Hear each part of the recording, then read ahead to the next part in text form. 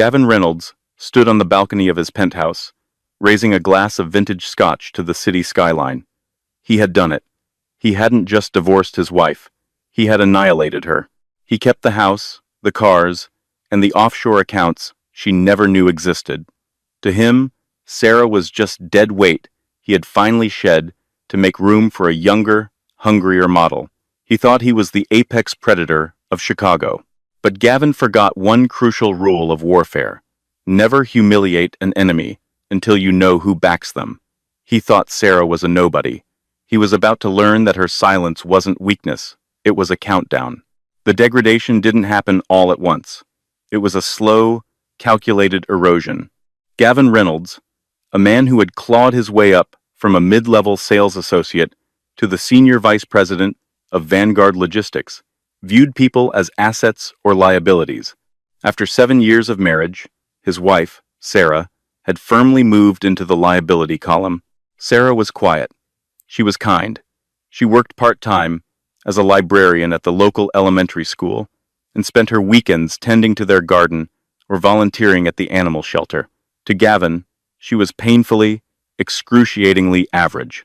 As his star rose in the Chicago corporate world, he began to resent her modesty. He wanted a wife who looked like a trophy and networked like a shark. Sarah just wanted to read books and cook dinner. The end began on a Tuesday night at Le Monde, one of the most exclusive restaurants in the city. Gavin had told Sarah to dress up, and she had worn her favorite blue dress, a simple, off-the-rack piece she'd had for years. When they walked in, Gavin grimaced, noticing how the hostess glanced at Sarah's sensible heels. He didn't pull out her chair. "We need to talk," Gavin said, not even waiting for the wine to be poured.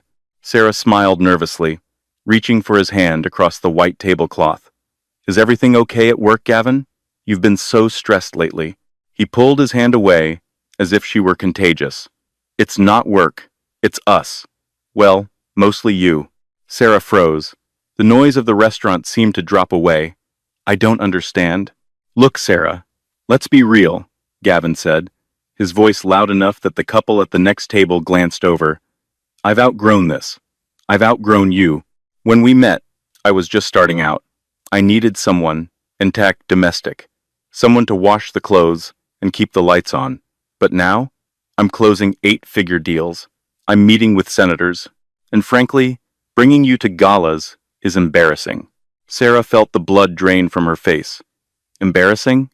Gavin, I've supported you for 7 years.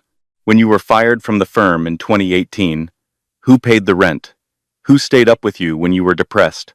Ancient history," Gavin waved a hand dismissively. "That's the problem with you. You live in the past. I live in the future.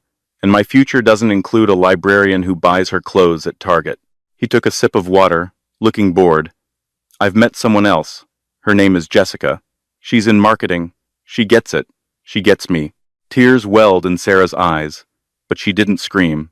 She didn't throw her wine. She just stared at him, a strange, unreadable expression crossing her face. "You're leaving me for a marketing associate?" "I'm leaving you for an upgrade," Gavin corrected cruelly. "I've already spoken to my lawyers. You'll be served tomorrow. Don't try to fight it, Sarah. You know I have the resources to drag this out until you're bankrupt. Just take the settlement and disappear. Go back to your dad's little farm, or whatever he does." Sarah looked down at her lap. Her father, Arthur, was a subject Gavin rarely asked about. Gavin knew Arthur was retired and lived on a large property in Wyoming. In Gavin's mind, Arthur was a retired ranch hand, or maybe a mechanic who lived in a trailer. Gavin had never bothered to visit. He was too busy building an empire. "You want a divorce?" Sarah asked, her voice barely a whisper. "I demand one." "Okay," Sarah said. She stood up, picking up her purse. "If that's what you want, Gavin, I won't fight you." Gavin laughed, a sharp, barking sound. "Of course you won't. You can't afford to." He watched her walk out of the restaurant, feeling a surge of triumph. It was easier than he thought. He pulled out his phone and texted Jessica. "Done." She folded like a cheap suit. "Drinks at my place?" He had no idea that the cheap suit he just discarded was the only thing protecting him from a hurricane. The divorce proceedings were less of a negotiation and more of a slaughter. Or at least, that's how Gavin described it to his friends at the squash club. He hired Simon Blackwood, a divorce attorney known in Chicago as the Butcher. Blackwood was expensive, aggressive, and morally bankrupt, exactly Gavin's type. Here's the strategy, Blackwood told Gavin, in his glass-walled office overlooking the river. We lowball her on the alimony. We claim the penthouse was purchased with premarital assets.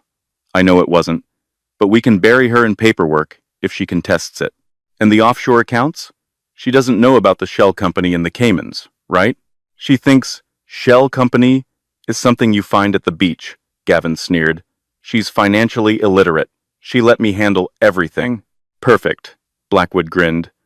We offer her a lump sum, $50,000, and she signs an NDA so she can't talk about your business dealings. If she refuses, we threaten to sue her for emotional distress and drag her name through the mud. When the papers were sent to Sarah, she was staying at a small motel on the outskirts of the city. She didn't hire a high-powered attorney. She hired a local family lawyer, a frantic woman named Brenda who worked out of a strip mall. When the two sides met for mediation, the contrast was comical. Gavin and Blackwood sat on one side of the mahogany conference table in tailored Italian suits, flanked by stacks of binders. Sarah sat on the other side in a cardigan, with Brenda shuffling through a messy briefcase. My client is being generous, Blackwood started, sliding a thin document across the table. 50,000. No alimony. She vacates the property immediately. Brenda looked at the paper, adjusting her glasses. Mr. Reynolds, the marital assets are valued at over $4 million. This is an offer to keep us from destroying her, Gavin interrupted, leaning forward. He locked eyes with Sarah. Sarah, look at me. You know you can't win this. You don't have the money for a forensic accountant. You don't have the stamina. Do you really want to spend the next 3 years in court? Or do you want to take the cash and go buy, I don't know, a lot of cat food? Sarah looked tired. She hadn't been sleeping. She looked at Gavin, then at the aggressive lawyer, and finally at the document. Is this really what you want, Gavin? She asked softly. To leave me with nothing? I earned it, Gavin snapped. You just existed near it. Sarah took a deep breath. She picked up the pen. Sarah, don't sign that, Brenda whispered urgently. We can fight for more. It's okay, Brenda, Sarah said, her voice steady. I just want it to be over. I want him to be free. She signed her name, Sarah Reynolds. Gavin snatched the paper away before the ink was dry. Smart girl. Now, please change your last name back to Sterling. I don't want you dragging my brand down. I will, Sarah said. She stood up. Goodbye, Gavin. I hope everything you've built is worth what you paid for it. It's worth every penny, he smirked. As Sarah left the office, Gavin high-fived his lawyer. That was pathetic. I almost feel bad for her. Almost. 2 weeks later, the divorce was finalized. Gavin wasted no time. He moved Jessica into the penthouse the very next day. They threw a massive freedom party to celebrate. The penthouse was packed with Chicago's elite bankers, tech entrepreneurs, and models. Champagne flowed like water. Jessica was wearing a diamond necklace that Gavin had bought with money he'd hidden from the settlement. Gavin stood on a table, holding a microphone, his face flushed with alcohol and arrogance. Listen up, everyone, he shouted over the thumping bass of the music. They say marriage is grand, but divorce? Divorce is 100 grand. The crowd roared with laughter. To Sarah, Gavin toasted mockingly. The best mistake I ever made. Thanks for the freedom, honey, and thanks for being too stupid to check the Cayman accounts. The room erupted in cheers. Jessica kissed him passionately, the crowd applauding the new power couple. Gavin felt like a god. He had won. He had beaten the system. He had discarded the dead weight and kept all the gold. But in the back of the room, near the caterers, a man in a simple black suit was watching. He wasn't a guest. He was a private investigator named Cole. He adjusted his earpiece and whispered into his lapel. He just admitted to the Cayman fraud in front of 100 witnesses. I have it recorded. On the other end of the line, sitting in a leather armchair in a dark library in Wyoming, Arthur Sterling took a sip of tea. Good, Arthur said, his voice like grinding gravel. Let him have his fun tonight, Cole. Let him feel untouchable. Tomorrow, we start turning off the lights. Arthur hung up the phone and looked at a photo on his desk. It was of him and Sarah. He wasn't just a retired rancher. Arthur Sterling was the majority shareholder of Sterling Holloway Global, the private equity firm that had just quietly acquired the controlling stake of the bank that held all of Gavin's loans. Gavin bragged about winning the battle. He didn't know the war had just been authorized. For 3 months following the divorce, Gavin Reynolds lived in a state of euphoric delusion. He was the king of Chicago, or at least, that was the reflection staring back at him from the mirrored walls of his expanded corner office. With Sarah gone, he felt unanchored in the best possible way, to no one to question his late nights, no one to ask about the morality of his business decisions, and no one to remind him of his humble beginnings. His company, Vanguard Logistics, was seemingly thriving. He had just secured a tentative agreement for a massive contract with Nebula Tech, a Silicon Valley giant looking to move their distribution hubs to the Midwest. This deal would push Vanguard's valuation into the stratosphere. Gavin had already spent the commission in his head, a summer home in the Hamptons and a new Porsche for Jessica. Jessica, however, was proving to be a more expensive accessory than he had anticipated. Gavin, this apartment is nice, Jessica said one evening, looking around the penthouse that Sarah had once decorated with warm, earthy tones, now redecorated in cold chrome and black leather, but it's a bit dated. My friend Courtney just moved into the Spire. They have a private elevator for cars. We should look into that. Gavin swirled his whiskey, fighting a flicker of annoyance. This penthouse is worth $4 million, Jess. Let's not get ahead of ourselves. Once the Nebula deal signs next month, we can buy the whole damn building if we want. You promised we'd go to Street Bart's next week, she pouted, checking her reflection in her phone. I already posted about it. And we will, Gavin assured her, forcing a smile. I just need to move some funds around. Liquidating the marital assets took a bit longer than expected. That was a lie. The assets were liquid. The problem was that Gavin was bleeding cash. Between the settlement legal fees, Blackwood didn't come cheap, the redecorating, Jessica's shopping sprees at the Magnificent Mile, and the bribes consulting fees, he called them to secure the Nebula contract. His cash flow was tight, but Gavin wasn't worried. He was a master of the shell game. As long as the music kept playing, he could keep moving the debt from one credit line to another. Hundreds of miles away, the atmosphere was drastically different. Sarah sat on the porch of a sprawling ranch house in Jackson Hole, Wyoming. The air smelled of pine needles and coming snow. This wasn't just a farm, it was the Double S Ranch, a 20,000-acre estate that had been in the Sterling family for 4 generations. Her father, Arthur Sterling, sat beside her in a rocking chair.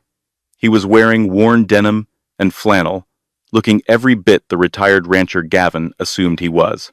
But on the table between them lay a tablet displaying global market trends and a dossier stamped with the logo of Sterling Mercer Capital. You look different, Sarah, Arthur said gently. You look like you can breathe again. Sarah took a sip of lemonade. I feel stupid, Dad. For 7 years, I played small. I clipped coupons. I drove that beat-up Honda. I wanted him to love me for me, not for the Sterling money. I wanted to prove that we could build a life together from scratch. And you did build a life, Arthur said, his voice hardening. You built his life. You used your trust fund dividends to pay off his student loans anonymously. You paid the down payment on the penthouse through that Shell LLC so his ego wouldn't be bruised. You made him, Sarah, and he threw me away like garbage, she whispered. He didn't just throw you away, Arthur corrected. He tried to break you. He mocked you. And then he committed a federal crime by hiding assets during a divorce proceeding. Arthur tapped the tablet. Cole sent the audio files. Gavin admitted to the Cayman accounts. We have him on fraud, Sarah. We could send him to prison tomorrow. Sarah looked out at the mountains. Prison is too easy. If he goes to jail, he'll play the victim. He'll write a book about how the system failed him. I don't want him to be a martyr. I want him to understand. Arthur raised an eyebrow. Understand what? That he didn't win, Sarah said, her eyes finally showing a spark of the steel that ran in the Sterling bloodline. I want him to realize that everything he has, his status, his company, his ego, was a gift I allowed him to keep. Until now. Arthur smiled, a terrifyingly cold expression for such a warm-looking man. He picked up his phone and dialed a number. Get me the acquisition team, Arthur said. Initiate Operation Glasshouse. And tell the team at the First National Bank of Chicago to call the loan. Back in Chicago, Gavin was in his office, yelling at his assistant, a young man named Peter. What do you mean the corporate card was declined? Gavin barked. I'm trying to book a flight to Street Bart's. I don't know, sir, Peter stammered, trembling.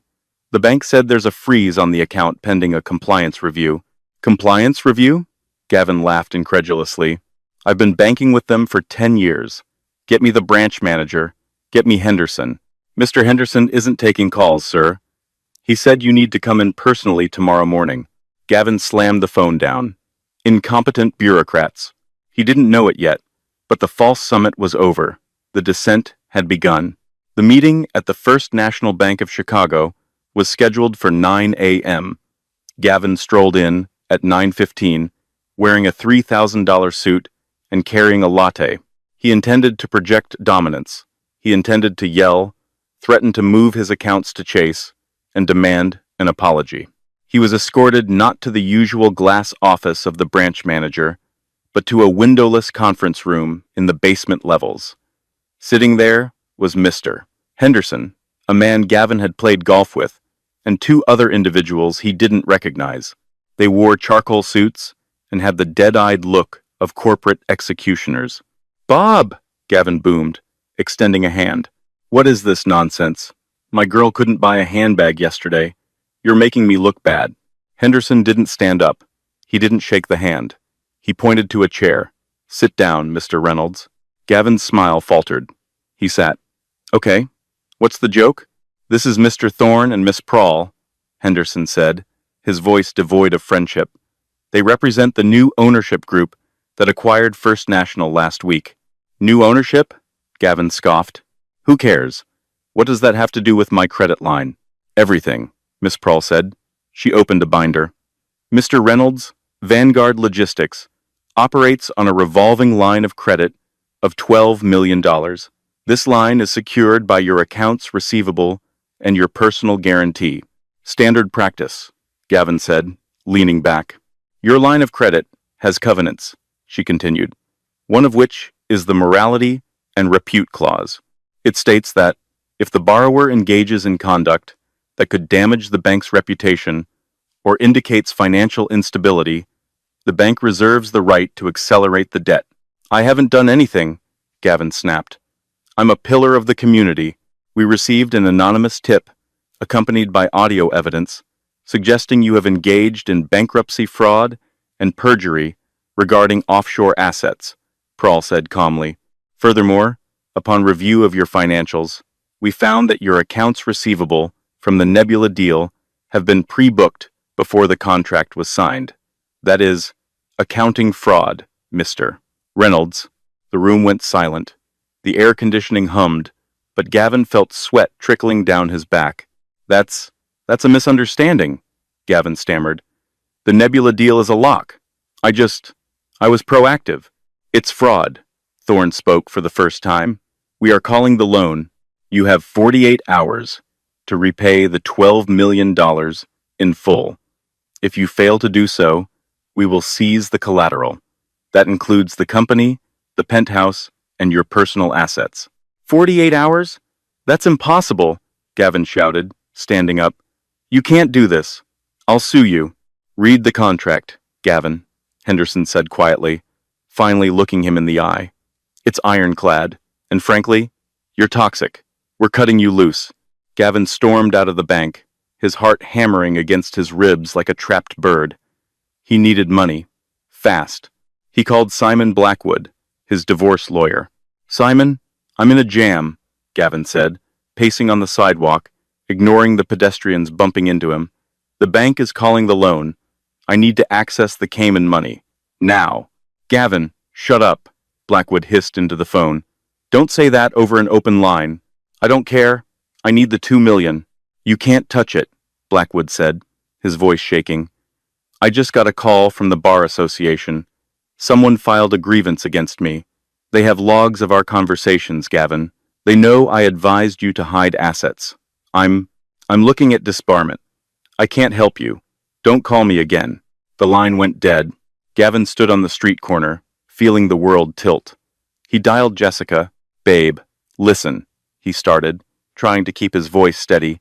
We need to return the bracelet. Just for a few days. Cash flow issue. Are you joking? Jessica's voice was shrill. I'm at lunch with the girls. You're embarrassing me. Jessica, do it, he screamed. You know what?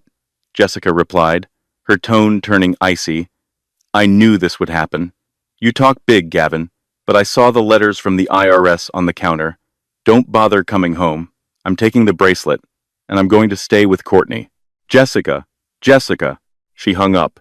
Gavin was alone, but he still had one card to play, the Nebula deal. If he could get Nebula to sign today and give him an advance, he could pay off the bank. He could save everything. He hailed a taxi. His Uber account was suspended and raced to his office. He needed to prepare the pitch of his life.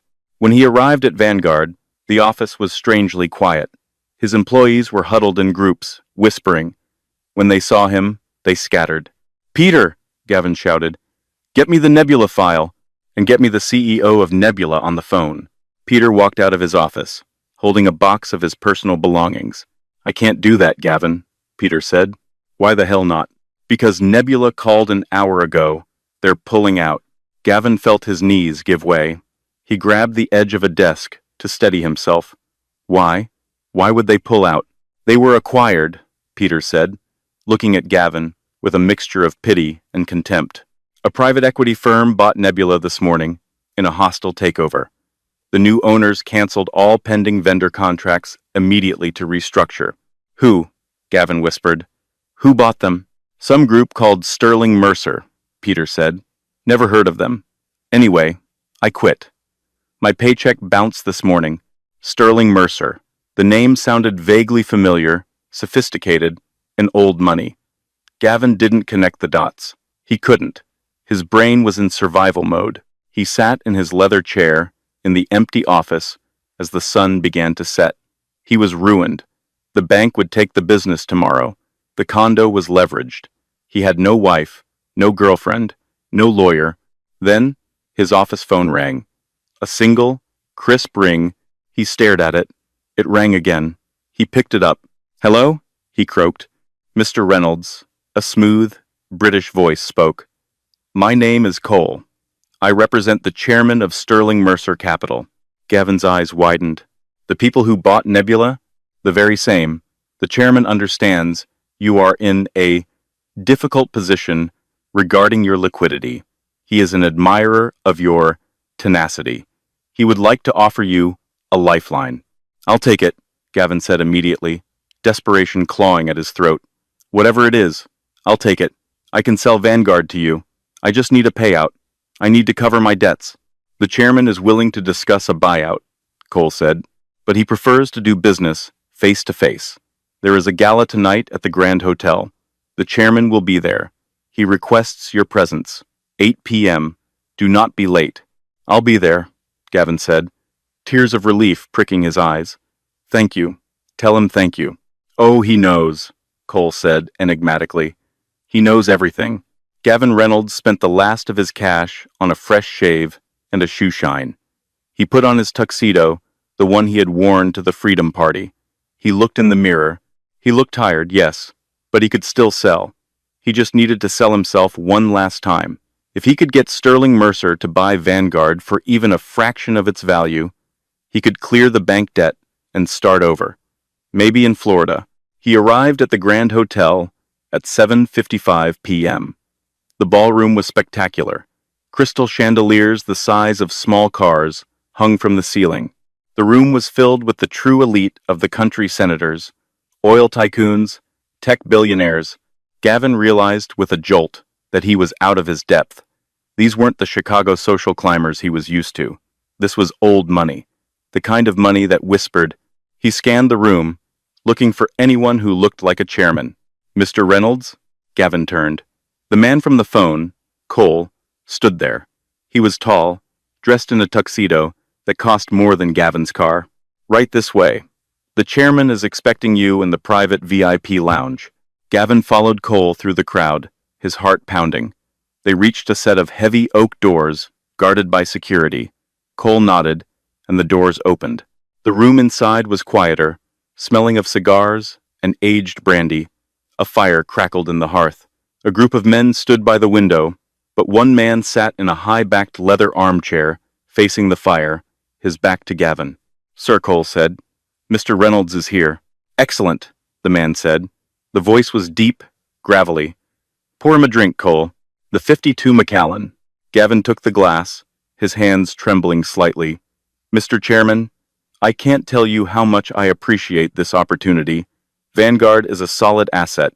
We just hit a temporary snag with the liquidity markets and— Sit down, Gavin, the man said. Gavin froze. The man hadn't turned around, but the tone was commanding. Gavin sat on the edge of the sofa. The chair slowly swiveled around. Gavin prepared his best winning smile. It died on his lips instantly. Sitting in the chair was not a Wall Street shark. It was an older man with weathered skin, calloused hands, resting on the armrests, and eyes that looked like blue ice. He was wearing a tuxedo, but he looked like he would be more comfortable strangling a wolf. Arthur? Gavin gasped. It was his ex-father-in-law, Sarah's dad. The man Gavin had assumed was a broke farmer. Hello, Gavin, Arthur Sterling said, calmly. I don't understand, Gavin stammered, looking around the room. Where is the chairman? I was told to meet the chairman of Sterling Mercer. You're looking at him, Arthur said. Sterling. Mercer. My mother's maiden name was Mercer.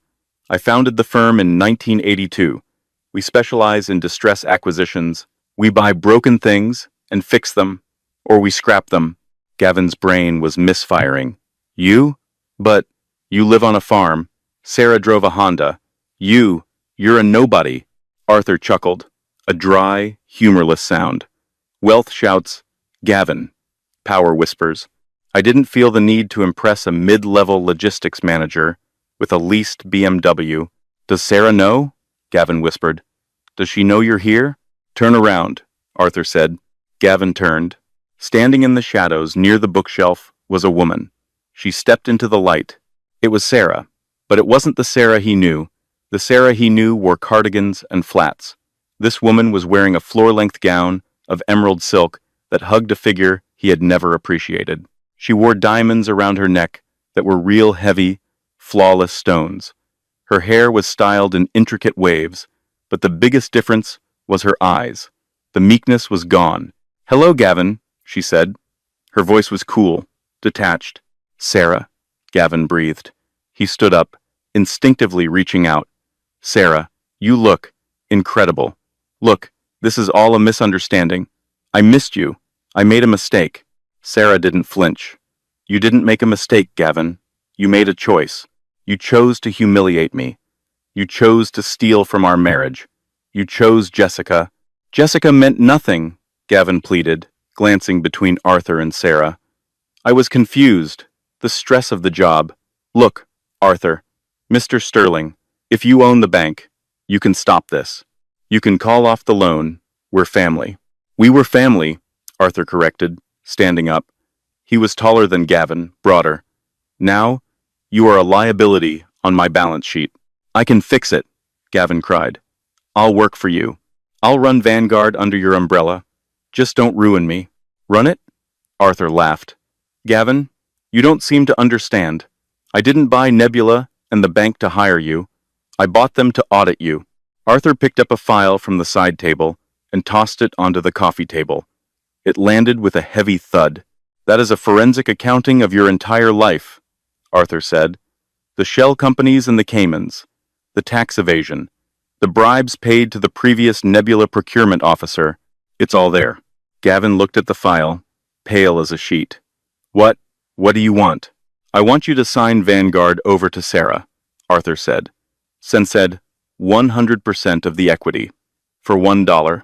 And if I don't, then I hand that file to the FBI, the IRS, and the SEC. Arthur said simply. You'll go to prison for 20 years, and while you're inside, I'll make sure you don't even have money for commissary. Gavin looked at Sarah. She was watching him with zero sympathy. Sarah, please, he begged. After everything we had? 7 years? 7 years of me supporting you, Sarah said. 7 years of me hiding who I was so you wouldn't feel small, and you repaid me by treating me like a servant. Sign the papers, Gavin. Gavin looked at the pen Arthur held out. His hand shook violently as he took it. He looked at the document, transfer of ownership. He signed. Good, Arthur said, snatching the paper back. Now, get out. Get out? Gavin blinked. But, where do I go? I don't know, Arthur said, sitting back down and taking a sip of his scotch. I hear there's a motel on the outskirts of town. Very affordable. It's where Sarah stayed when you kicked her out. But I have no car, no money. Sarah stepped forward. She reached into her clutch and pulled out a single $20 bill. She tucked it into Gavin's tuxedo pocket. For the taxi, she said. Consider it alimony. Cole opened the door. The sounds of the party outside, the laughter, the music, the clinking glasses flooded in. Gavin walked out of the room, past the security guards, past the billionaires. He walked out of the hotel and onto the cold Chicago street. He reached into his pocket and touched the $20.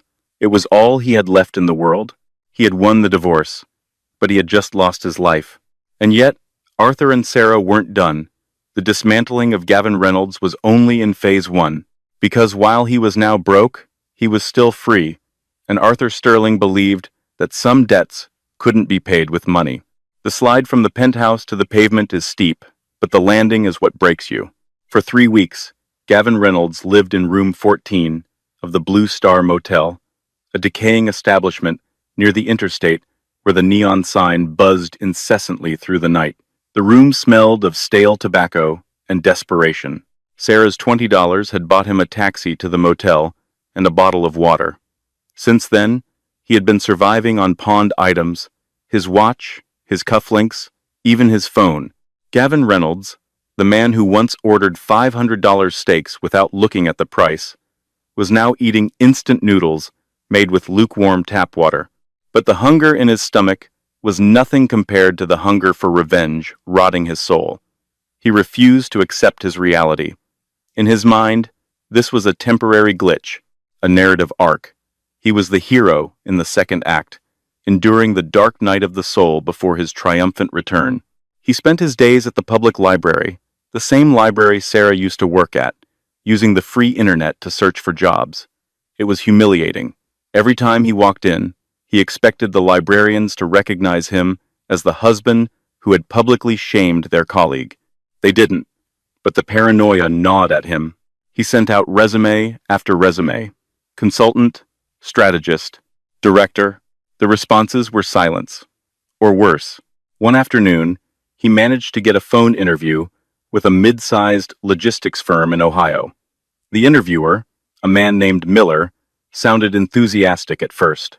Your resume is impressive, Mr. Reynolds. Vanguard's growth numbers were stellar. I built that company from the ground up, Gavin lied smoothly, sitting on the edge of his stained motel bed. I'm looking for a new challenge. Right, Miller said. Then the typing stopped. Wait, Reynolds. Gavin Reynolds? The one involved in the Sterling Mercer acquisition? I facilitated the sale. Yes, Gavin spun. I see. Miller's voice dropped 50 degrees. Mr. Reynolds, I'm going to be honest. We can't hire you. Why not?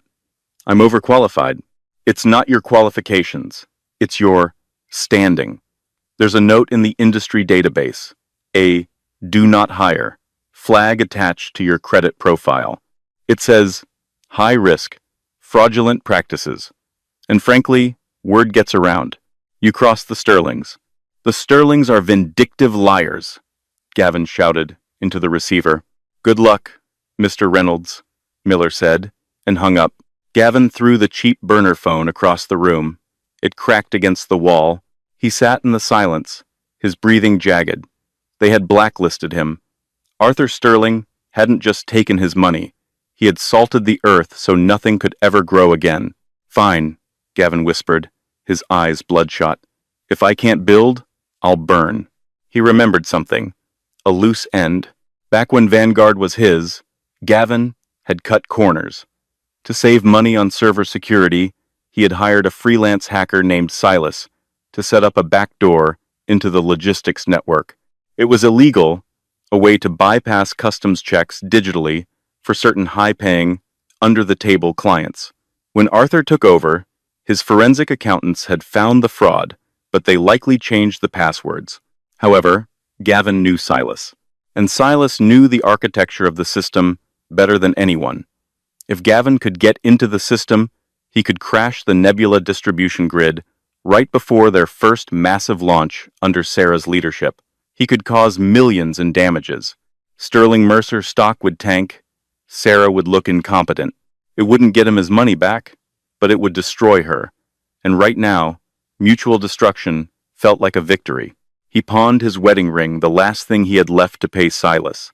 They met in a diner on the south side at 2 a.m. Silas was a jittery man in a gray hoodie, nursing a black coffee. "You look like hell, Reynolds," Silas sneered. "Cut the commentary," Gavin snapped. "Can you do it? Get into Vanguard's mainframe? It's tough. They upgraded the firewalls. But I left a kernel in the code, a ghost key. If I activate it, I can corrupt the shipping manifests. The trucks will go to the wrong cities. The inventory will vanish from the screens. Total chaos. Do it," Gavin hissed. "I want the launch tomorrow to be a disaster." "It'll cost you," Silas said. "More than a wedding ring." "I'll pay you when the stock drops," Gavin promised desperately. "I'm shorting the stock. When it crashes, I'll make millions. Then I'll pay you double." It was a lie. Gavin had no money to short the stock. He just needed Silas to pull the trigger. Silas looked at him, studying his face. Then he shrugged. "All right, but I need physical proximity. I need to be within range of their local server farm to bridge the connection. You know where the warehouse is." "I know it," Gavin said. "I built it. Meet me there tonight at 3 a.m. We park around the back. I run the script. We watch the fireworks." Gavin felt a surge of adrenaline. He wasn't powerless anymore. He was the saboteur. He arrived at the massive Vanguard distribution center at 2:50 a.m. The building was a monolith of steel and concrete, lit by floodlights. Inside, the automated robots were preparing the Nebula shipment for the morning launch. It was an operation worth $50 million. Gavin waited in the shadows of the loading dock, shivering in his thin jacket. He saw a car pull up. Silas got out, carrying a laptop. "You ready?" Silas whispered. "Born ready," Gavin grinned, his teeth chattering. "Destroy it all." Silas opened the laptop. He typed a furious stream of code. The screen reflected in Gavin's eyes, green text scrolling like a waterfall. "Accessing main grid," Silas muttered. "Bypassing protocols." "Okay, I'm in. One keystroke, Gavin. You sure you want to do this? This is a federal crime. Cyber terrorism, basically." "They took my life," Gavin spat. "Push the button." Silas hovered his finger over the enter key. He looked at Gavin one last time. "Push it!" Gavin screamed. Silas smiled. But it wasn't a nervous smile. It was a calm, professional smile. He closed the laptop. "What are you doing?" Gavin demanded. "Do it." "I don't think I will," Silas said. Suddenly, the floodlights in the parking lot snapped on, blindingly bright. Gavin threw his hands up to shield his eyes. "Gavin Reynolds," a voice boomed over a loudspeaker. "This is the Chicago Police Department. Drop to your knees." Gavin spun around. He was surrounded. 3 squad cars blocked the exit. Officers with drawn weapons were advancing. And standing behind the police line, safe and warm in a wool coat, stood Arthur Sterling. Next to him was Sarah. Gavin looked at Silas. "Sorry, Gav," Silas shrugged. "Mr. Sterling pays better, and he pays in advance." The silence of the industrial park was shattered, not by the click of a keyboard, but by the concussive thud-thud-thud of floodlights igniting one by one. Gavin Reynolds stood frozen on the loading dock, his hand halfway extended toward the laptop. The sudden illumination was blinding, turning the pitch-black night into a harsh, exposure-filled white. He shielded his eyes, his heart hammering against his ribs like a trapped bird. "What did you do?" Gavin screamed at Silas, his voice cracking with panic. Silas didn't flinch. He didn't run. He simply closed the laptop with a calm, deliberate snap, sliding it into his backpack. "I did my job, Gavin. I secured the network." Network secured. Suspects acquired. A mechanical voice boomed from a loudspeaker mounted on a tactical vehicle that had just screeched around the corner. Blue and red lights erupted from the darkness, bouncing off the steel walls of the Vanguard distribution center. 3 squad cars boxed them in against the loading bay doors. Officers in tactical gear poured out, weapons drawn, their beams cutting through the mist. "Gavin Reynolds, put your hands in the air and drop to your knees. Now." Gavin's legs gave way, but not out of compliance, out of sheer terror. He collapsed onto the cold concrete, the grit biting into his palms. "It wasn't me. I was coerced. He's the hacker," he sobbed, pointing a shaking finger at Silas. Silas stood calmly, placing his hands behind his head as if he were relaxing at a beach resort. An officer approached him, but instead of roughing him up, he nodded. "Clear," the officer said into his radio. "Asset is secure." Gavin blinked, the realization dripping into his brain like ice water. Asset. Silas wasn't being arrested. From behind the wall of police cruisers, a black SUV pulled up. The back door opened, and Arthur Sterling stepped out. He was dressed in a heavy wool coat, looking like a monolith of judgment. He walked over to the police line, and then he reached a hand back into the car to help someone else out. Sarah. She wore a trench coat belted at the waist and high leather boots. She walked past the police, past Silas, and stopped 5 feet from where Gavin knelt in the dirt. She looked down at him. There was no triumph in her eyes, no gloating smirk. There was only a profound, crushing disappointment. "You really did it," she said, her voice barely audible over the idling engines of the police cars. "I told my father you wouldn't. I told him, Gavin is greedy, but he's not a criminal. He won't try to hurt innocent workers just to spite me. I bet him $1 you would walk away." She reached into her pocket, pulled out a crisp dollar bill, and handed it to Arthur. "I lost," she whispered. "Sarah." Gavin scrambled forward on his knees, only to be yanked back by a police officer. "Sarah, listen to me. I was desperate. I'm sick. I need help, not prison. Please, tell them to stop. We're family." Arthur stepped forward, his shadow engulfing Gavin. "You ceased to be family the moment you treated my daughter as a line item to be liquidated. You aren't being arrested for a family dispute, Mr. Reynolds. You are being arrested for conspiracy to commit corporate espionage, attempted computer fraud, and breaking and entering. And given the scale of the Nebula contract you tried to sabotage, this is a federal offense. Cuff him," the sergeant ordered. As the cold steel ratcheted shut around his wrists, Gavin looked at Silas one last time. "Why?" Gavin rasped. Silas smirked, lighting a cigarette as the cops led Gavin away. "I told you, Reynolds. You play checkers. The Sterlings play 4D chess. They've been monitoring your dark web searches for weeks. We were just waiting for you to show up." The interrogation. The holding cell at the precinct was a sensory deprivation tank of misery. It smelled of stale urine and industrial bleach. Gavin sat on a metal bench bolted to the floor, shivering. His tuxedo, the symbol of his former glory, was now stained with grease and dirt, the collar torn from the arrest. He had been there for 6 hours. No lawyer had come. His phone call to Simon Blackwood had gone to a disconnected number. When the heavy steel door finally buzzed and swung open, Gavin shot up, expecting a public defender. It was Sarah again. She entered the small, windowless room and sat at the metal table. She placed a single manila folder in front of her. The guard remained outside, watching through the glass. "You can't be here," Gavin croaked. "It's against procedure." "I'm the victim," Sarah said calmly, "and the prosecution thought it might be therapeutic for both of us, Before you go away, Gavin sat slowly. Go away? Sarah? Come on. I'm a first-time offender. I'll get probation. Community service. Sarah opened the folder. Gavin, look at this. She slid a document across the table. It wasn't a legal brief. It was a bank transfer record from 7 years ago. What is this? That is the record of me paying off your student loans, she said. $38,000. I sold my grandmother's jewelry to do it. I told you I won a small lottery scratch-off because I didn't want to hurt your pride. She slid another paper. This is the down payment on the penthouse. You thought you saved enough from your bonuses. You didn't. I transferred 50 grand into your savings account incrementally over 2 years, disguised as interest adjustments. I did it so you would feel like the man of the house. Gavin stared at the papers, his mouth dry. Why are you showing me this? To show you that I never cared about the money, Sarah said, her voice trembling with a sudden, intense emotion. I had millions, Gavin. I could have bought Vanguard 10 times over, before we even got married. But I wanted us.